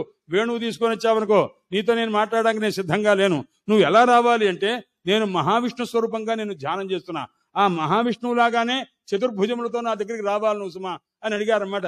ధర్మరాజుకు చెప్పవలసిన నీతులని చెప్పి నువ్వు పక్కకెళ్ళు, పరమాత్మతోనే మాట్లాడాలంటే పరమాత్మ చతుర్భుజుడై వచ్చాడనమాట. అలా ఉన్నారు. త్రిభువన కమనం తమాలవర్ణం రవికర గౌర వరాంబరందధానే వపురళకకునావృతానాబ్జే విజయ సఖే రతిరస్తుమే అనవజ్జానే. కృష్ణ పరమాత్మ చతుర్భుజుడై ఉండాలట, అలాగే వచ్చారు. కిరీటధారి అయి ఉండాలి, అలాగే వచ్చారన్నమాట. విజయ సఖుడై ఉండాలి, అలాగే వచ్చారన్నమాట. భక్తుడు ఎలా కోరుకుంటే భగవంతుడు అలా వస్తున్నాడు. అందువలనే భగవాన్ భక్త భక్తిమాన్. భగవంతునకు ఎవరంటే భక్తి అయ్యారు, భక్తుడంటే భక్తి అయ్యా, ఇంతే మాట. అందువల్ల అతని యొక్క ఆలోచనను అనుసరించి వచ్చాడు. అలాంటి ఆ భీష్ముని ఉద్ధరించినటువంటి పరమాత్మ ఇప్పుడు పరీక్షన్ మహారాజు ఎప్పుడైతే ఆయనకి వ్యసనం అనేదే లేదు. వ్యసనం అంటే అర్థం ఏమిటండి అన్నాడు. వి అసనం వ్యసనం అన్నాడు. వి అంటే విశేషముగా, అసనం అంటే మనసును ఉంచుట. దీని వ్యసనం అంటారన్నమాట. మన మనస్సును దేని యందు ఎక్కువగా ఉంచుతామో దాని వ్యసనం. మనకు విద్య యందు వ్యసనం అన్నా అనుకోండి, విద్య యందు మనస్సును విశేషముగా ఉంచితే అది విద్యా వ్యసనం. ధన వ్యసనం అనుకోండి, ధనమందు మనస్సును ఏ రకంగా సంపాదించాలా అనే కుతూహలం కలిగి మనస్సును దాని యందే తిప్పుతూ ఉంటే అది ధన వ్యసనము. స్త్రీ వ్యసనము, విద్యా వ్యసనము, ఈ రకంగా ఒక్కొక్క దానికి ఒక్కొక్క వ్యసనము. క్రీడా వ్యసనము, జీవిత వ్యసనము, ఇవన్నీ వ్యసనములు. ఎన్నో వ్యసనాలు ఉండవచ్చు, కానీ నాకు 2 వ్యసనాలు మాత్రం కావాలి అని అడిగారు. విద్యాయాం వ్యసనం అథవా హరిపాద సేవనం వ్యసనం అథవా గురుపాద సేవనం వ్యసనం. విద్య యందు వ్యసనం ఉండాలి, లేదా హరిపాదముల యందు వ్యసనం ఉండాలి అని కోరారన్నమాట. అందుచేత అవ్యసనుడైనటువంటి వాడు, వ్యసనం లేనటువంటి పరీక్షన్ మహారాజు ఒకానొక సందర్భంలో ఆయన ఏం చేశారయ్యా అంటే, ఒక ధనుర్బాణాలు తీసుకొని వేటాడటానికి వెళ్ళాడండి. ఎప్పుడు వెళ్ళలేదండి. అదేమిటంటే రాజు వెళ్ళవచ్చు కదా అన్నారు. వెళ్ళవచ్చు, కానీ ఆయన వెళ్ళలేదు. ఎందుకయ్యాడు? హరిభక్తి ఆయన ఎక్కువగా శాసిస్తున్నది అనమాట. అందువల్ల ఏనాడు వ్యసనముల దృష్టికి పోలేదు ఆయన. అలాంటి మహానుభావుడు ఒక రోజున వెళ్ళాడండి. ఏ కదా ధనురుజ్జమ్య అన్నారన్నమాట. ఒక్కసారి ధనుర్బాణాలు తీసుకొని వేటాడదామని వెళ్ళాట. కారణం ఏమిటి అన్నారు. ధనాగారంలోకి వెళ్ళి ఆ ధనాగారంలో ఒక కిరీటం చూచాడు. ఆ కిరీటం బాగుందే అని అనిపించింది. ఆ కిరీటాన్ని నెత్తి మీద పెట్టుకున్నాడండి. నెత్తి మీద పెట్టుకోగానే అందులో కలిపురుషుడు దాక్కొని ఉన్నాడు. ఆ కలిపురుషుడిని నెత్తి మీద పెట్టుకున్నాడు అనమాట. కలి చెప్పినట్టే విరాలిక. ఈయన స్వేచ్ఛ పోయిందనమాట. ఈయన స్వేచ్ఛ పోయేసరికి ఆ కలిపురుష ప్రభావం వల్ల ఏమైంది, ఆయన వేటాడదామని అనుకున్నాడు అనమాట. ఒకసారి ఇది నెత్తి మీద పెట్టుకుంటే దానివల్ల తర్వాత వెంటనే తీయచ్చు కదా అన్నాడు. తీయాలని అనిపించలేదు, ఉంచుకోవాలనిపించింది. దీంతో వెళుతూ వేటాడటానికి వెళ్తే ఎంత బాగుంటుందో అనుకున్నాడు. వేటాడటానికి వెళ్ళాడు. వేటాడేసరికి ఆ సందర్భంలో వేటాడి శ్రమపడ్డాడు. ఎప్పుడూ ఆయనకి దప్పిక గాని ఆకలి గాని ఎప్పుడూ లేదండి. ఏకదా ధనురుజ్జమ్య ఏకదా క్షుత్పిపాసార్థ. ఎప్పుడు ఆకలి దప్పికలు లేని వాడికి ఒక్కసారే ఆకలి దప్పికలు కలిగింది. ఎందుకు? పైన ఒక కిరీటం ఉంది, కిరీటం లోపల దాక్కుని కలున్నాడు, అందువల్ల ఆకలి దప్పికలు కలిగింది.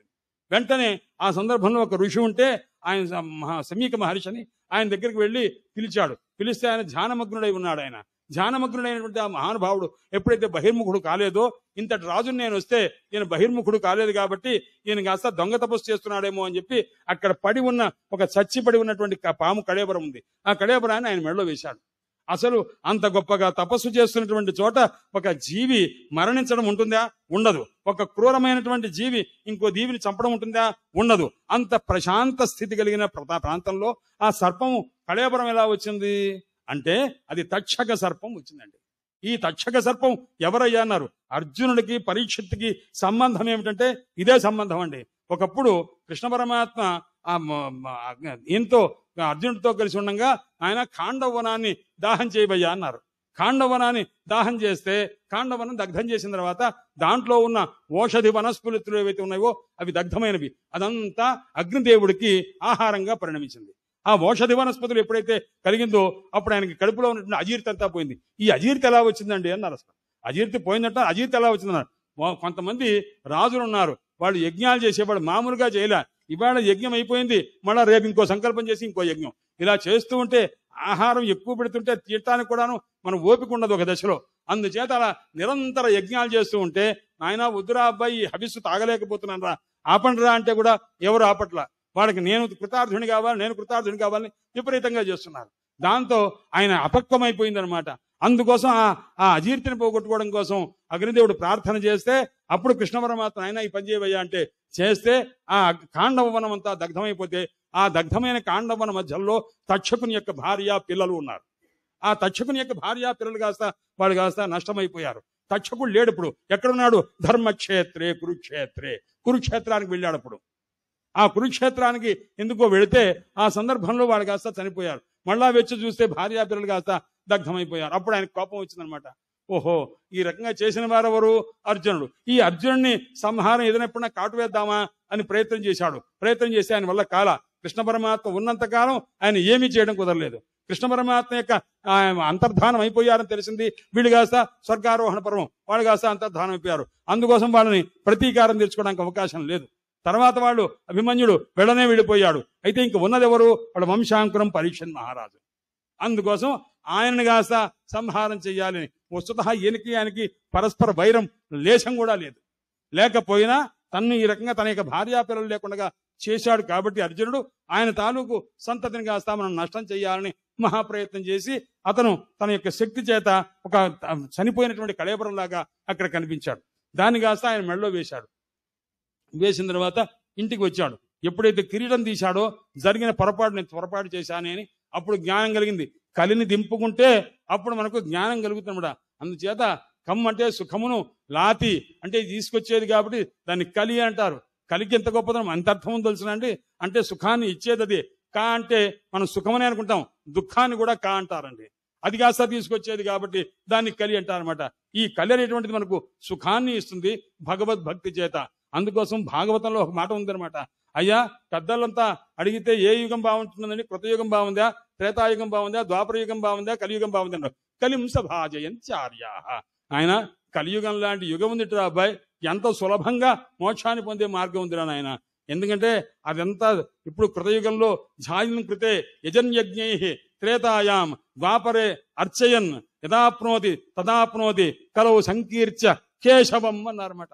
అందుకోసం నాయన ధ్యానం చేసి కొన్ని వేల సంవత్సరాలు ధ్యానం చేస్తే ఏ ఫలం కలుగుతుందో, త్రేతాయుగంలో ఏ ఫలం వస్తుందో, అలాగే త్రేతాయుగంలో యజన్యజ్ఞై అనేక యజ్ఞాలు చెయ్యగా ఏ ఫలం వస్తుందో, ద్వాపరే అర్చయన్ ద్వాపర యుగంలో కొన్ని సంవత్సరాలు చెయ్యగా అర్చన చెయ్యగా ఏ ఫలం వస్తుందో అదంతా కూడా కలియుగంలో సంకీర్త్య కేశవం తదాప్నోతి. పరమాత్మను కేశవుణ్ణి సంకీర్తన చేస్తే ఆ ఫలాన్ని ఒక్కసారి కూర్చొని అహర్నిశలు కూడా కూర్చొని భగవన్నామ సంకీర్తన ఏ నామం సంకీర్తన చేయాలి? కేశవ కేశవ కేశవ అని చెయ్యండి అన్నారు. అదేమిటండి కేశవ అని ఎందుకన్నారండి అన్నారు. అంటే ఆయన రాధాదేవి యొక్క కేశాలని కాస్త ముడివేస్తూ జడవేస్తూ ఉంటారట ఎవరు? కృష్ణ పరమాత్మ. అందువల్ల ఆయన పేరు కేశవ అని. కేశాన్ వయతే రాధాయా ఇది కేశవ.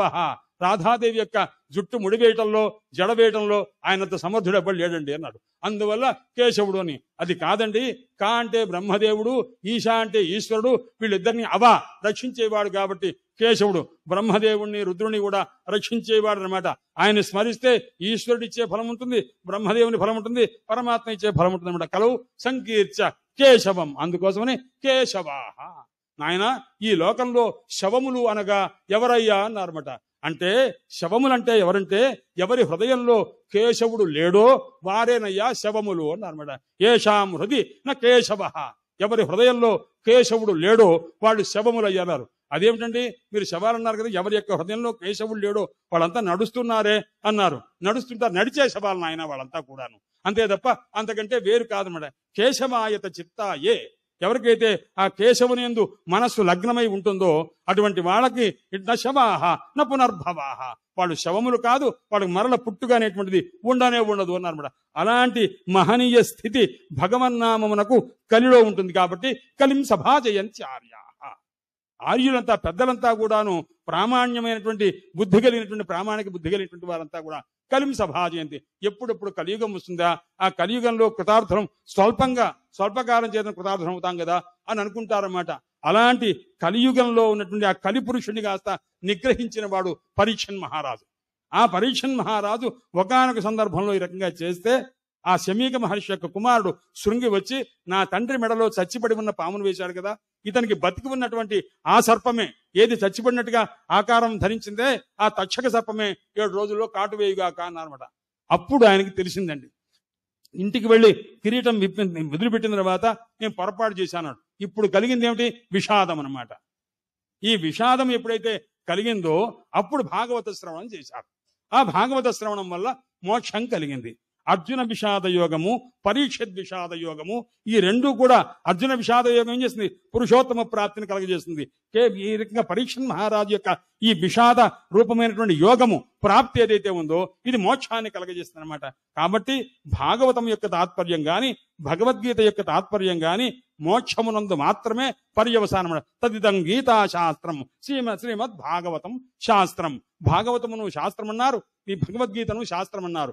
ఈ రెండు కూడా ఏ శాస్త్రములు అయ్యా అన్నారు అంటే ఉపనిషత్ ప్రతిపాద్యమైన తత్వము భగవద్గీతాసు ఉపనిషత్సు బ్రహ్మ విద్యాయాం. భగవద్గీత ఇది ఉపనిషత్తు, రహస్యము అన్నారు. రహస్యం అంటే ఏమిటయ్యా అన్నారు అంటే ఏదైనా రహస్యమైన వస్తువు చిట్ట చివర్లు చెప్తారు, అంతే తప్ప ముందు చెప్పరు. అందువల్ల ముందు కర్మకాండ ఉంది వేదంలో, తర్వాత ఉపాసనాకాండ ఉంది, తర్వాత రహస్యం చెప్పారన్నమాట. అందువల్ల ఉపనిషత్తు అంటే ఏమిటంటే రహస్యము. ఆ రహస్యం ఏది అంటే బ్రహ్మ విద్య అన్నట. నీవు జీవుడవు కాదు, నీకు జీవత్వం కల్పితము, నువ్వు పరమాత్మ స్వరూపం రా, ఈ విషయం చెప్పాలి. అది ఎప్పుడు ఆ స్థాయి రావాలన్నమాట. అంటే ముందు ఒక అనిత్యత్వ బుద్ధి ఉండాలి. అరే ఇదంతా అనవసరమైన దాన్ని, అసత్యమైన దాన్ని సత్యమంటూ నేను భ్రాంతి పడ్డానే, నా దుఃఖం ఏ రకంగా పోతుందా అని బాధపడాలి. ఆ బాధపడటమే ఇక్కడ విషాద అనే దానికనమాట. ఈ విషాద అనే దానికి అర్థం అంటే విషం అత్తీతి విషాద, విషస్య అదనం విషాద. విషాన్ని మనం తీసుకుంటుంటాం సరే, అదే విషాద. అంటే ఇప్పటిదాకా మనం పుచ్చుకున్నటువంటి ఏదైతే ఉందో అది విషమే. సంసారము మనకు ఎలా ఉంటుందయ్యా అన్నాడు, అమృతప్రాయంగా ఉంటుంది. కానీ పర్యవసానం ఏమిటయ్యా అన్నాడు. అబ్బే పిల్లలు చెప్పిన మాట వినట్లేదండి, చిన్నప్పుడు చాలా విన్నాడండి, ఇప్పుడు కాస్త వెళ్ళిపోమంటున్నాడు అండి అన్నారన్నమాట. అంటే ఇప్పుడు మనం ఎన్ని చూడండి, ఎక్కడ చూడండి నాయన, ఎవరైనా సంతోషంగా ఉన్నారా అంటే రహస్యంగా బయటకు మాత్రం బ్రహ్మాండంగా ఉన్నానన్నారు. లోపలికి వెళ్ళిన తర్వాత ఏమిటయ్యా ఉన్నారు, ఏ ప్రజామీశిరేతే ధీరాహ శ్మశానాని భేజిరే అన్నారు. ఉపనిషత్తు అన్నది ఆయన సంతానము అన్నారు. భాగవతంలో చెప్తుంటారు నాయన ఆత్మ సైన్యేషు అసత్స్వపి అన్నారు. ప్రతివాడికి పెద్ద పెద్ద పరివారం ఉందండి, సైన్యం ఉందండి. ఏం సైన్యం ఉన్నారండి? గృహ, అపత్య, దార, మొత్తం అంతా అనమాట. సంతానము ఒక 10 మంది ఉంటారనుకోండి, వాళ్ళంతా ఒక సైన్యం అనమాట. అలాగే దేహం, వాడి యొక్క దేహం కూడా వాడికి ఒక పరివారం లాగా అనమాట. ఆత్మ సైన్యేషు అసత్స్వపి అన్నారు. వీళ్ళంతా తమ యొక్క సైన్యం, ఇది వీళ్ళంతా ఉండేవాళ్ళు అన్నారు. వీళ్ళుండరు, వీళ్ళు చూడటానికి తర్వాత వీడు ఉండడు అనమాట. అందుచేత అసత్స్వపి, అసత్యమైనటువంటి దాని యందు మమకారం కలిగి ఉంటారు. అదే మొత్తం కూడా విషాద అంటే ఇది అర్థం. విషం విషస్య అదనం విషాద. విషాన్ని, అయోగ్యమైన దాన్ని ఆద అంటే పుచ్చుకోవటం.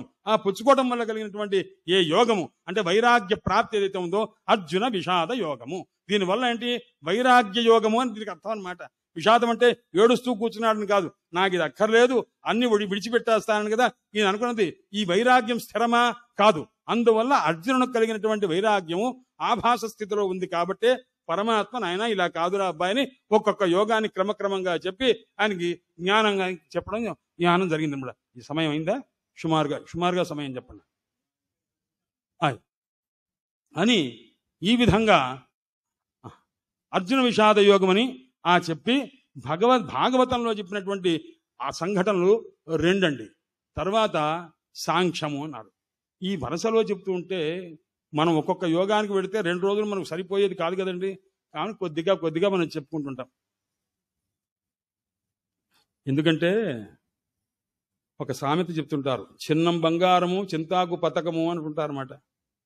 ఒక స్వర్ణకారుని దగ్గరికి బంగారాభరణాలు తయారు చేసే ఆయన దగ్గరికి వెళ్ళి ఒక ఆయన ఏం చేశాయంటే ఒక చిన్నమంత బంగారం అంటే 1 గ్రాములో ఇంకా తక్కువ ఆ బంగారం ఇచ్చి, ఆయన రామచంద్రమూర్తికి చింతాక పథకం చేద్దామని అనుకున్నాను నేను, దీంట్లో జాగ్రత్తగా ఎలా చేస్తావో ఆ ఆకారం రావాలి ఒకటి, తర్వాత నాకు దర్భముడి ఉంగరం అన్న చేతనైతే చెయ్యి, మిగతా బంగారం నీ ఇష్టం వచ్చినట్టు ఖర్చు పెట్టుకో అన్నట్టండి.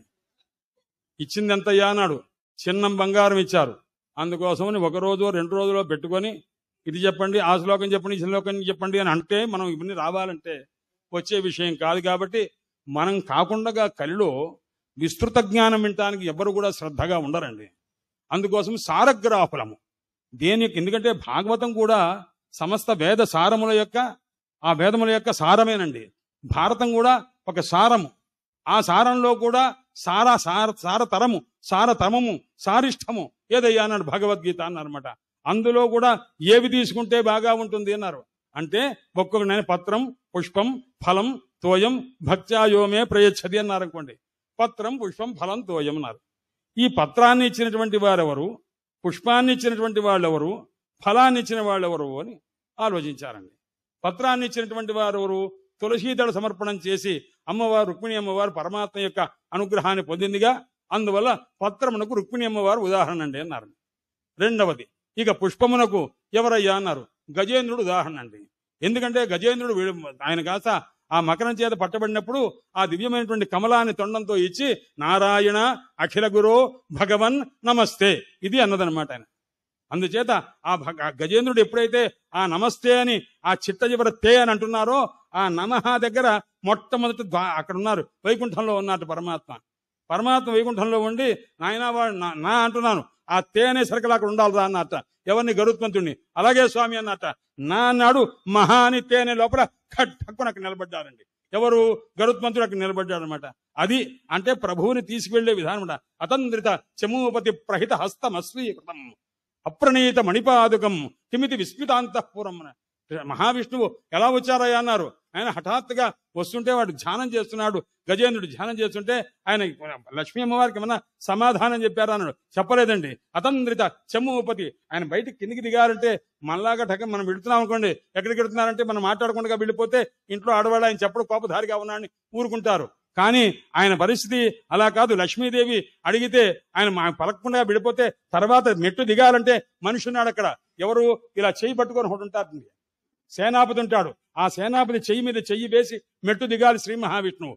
ఆ దిగిన తర్వాత వెంటనే అవతల కొద్ది 4 అడుగులు వేసే లోపల ఒకడు మణిపాదుకలు పెట్టుకొని రెడీగా ఉంటాడు. ఆ మణిపాదుకలు వేసుకోవాలి. వేసుకున్న తర్వాత మళ్ళా ముందుకు వెళ్ళాలి. ముందుకు వెళితే అక్కడి నుంచి పతకరాజం ఆ గరుత్మంతుడు ఉంటాడు. గరుత్మంతుడి మీద ఊరికే ఠక్కుని ఎగిరి కూర్చోడానికి వీలు లేదు. దానికి ఒక ప్రోటోకాల్ ఉందన్నమాట. ఏమిటయ్యా? బ్రహ్మాండమైన మెత్తనైన తివాసి ఉంటుంది. ఆ తివాసి గరుత్మంతుడి మీద వెయ్యాలి. దాని మీద పరమాత్మ కూర్చోవాలి. చల్ అంటే అప్పుడు బయలుదేరాలన్నమాట. ఈ లోపల బయలుదేరడానికి వీలు లేదనమాట. ఇంత గ్యాప్లో నమస్తే అనే లోపల అక్కడ ఎలా ఉంటారండి? అందుకోసమని పరమాత్మ ఏం చేశారు? అతంద్రిత చమూపతి ప్రహిత హస్తం అస్వీకృతం. వాడు చెయ్యి చూపిస్తుంటే అది చూడకుండా వెళ్ళిపోయారు పరమాత్మ. అప్రణీత మణిపాదుకం ఆ మణిపాదుకలు పెడుతుంటే దాని జోలికి కూడా వెళ్లకుండా ముందు వెళ్ళిపోతున్నారు. వెంటనే గరుత్మంతుడు అక్కడ నిలబడి ఉన్నాడు. పతకరాజమారోహత ఆ వెంటనే గరుత్మంతుడి మీద ఎక్కాట. అన్నారు. అనగానే నా అన్నాడు. తే అన్నప్పుడు ఉండాలిరా అన్నారు. అలాగే స్వామి అన్నాడు. అంత వేగంగా వెళ్ళాడు అనమాట. అక్కడ తేనగానే ఠక్కుంది అనమాట. పత్రం, పుష్పం అక్కడ ఇచ్చింది ఎవరైనా? గజేంద్రుడు ఇచ్చాడ. ఫలం ఎవరిచ్చారండి అన్నారు. విదురుడు ఇచ్చాడండి అన్నారన్నమాట.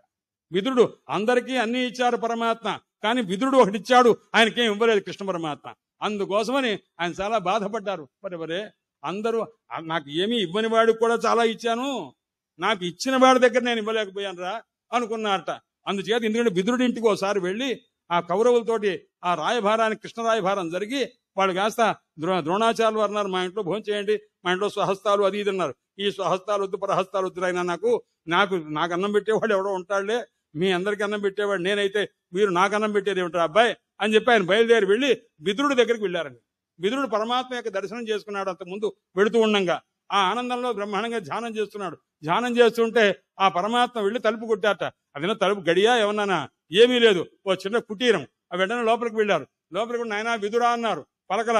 ఆయన భార్య సులభాదేవి ఇద్దరు ధ్యానమగ్నులై ఉన్నారు. అప్పుడు ఏం చేశారు?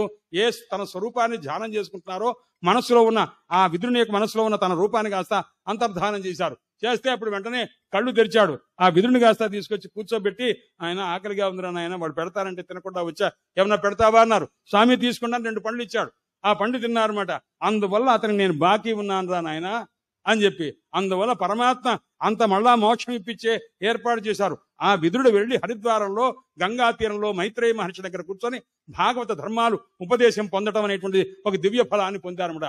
అందువల్ల పత్రం పుష్పం ఫలం అనమాట. అలాగా తోయం అనమాట. ఆ పరమాత్మకు తోయ సమర్పణ చేసినటువంటి మహనీయులు ఉన్నారు. ఎవరయ్యాను? రంతిదేవుడు అని అన్నారన్నమాట. ఆ రంతిదేవుడు పరమాత్మ మారువేషంతో వస్తే ఆయనకి దివ్యమైనటువంటి తను తాగేటువంటి చిట్టచివరికి ఎన్ని రోజులు నిరాహారంగా ఉన్నాడు పాపం. ఏదైనా తిందామనుకుంటే ఏదో రూపంగా ఎవరో వచ్చి తీసుకుపోతుండేవాళ్ళు. ఆ తర్వాత నీరు తాగుదాం అనుకుంటే ఆ నీరు కాస్త పరమాత్మ వచ్చి అది కాస్త తాగేశారన్నమాట.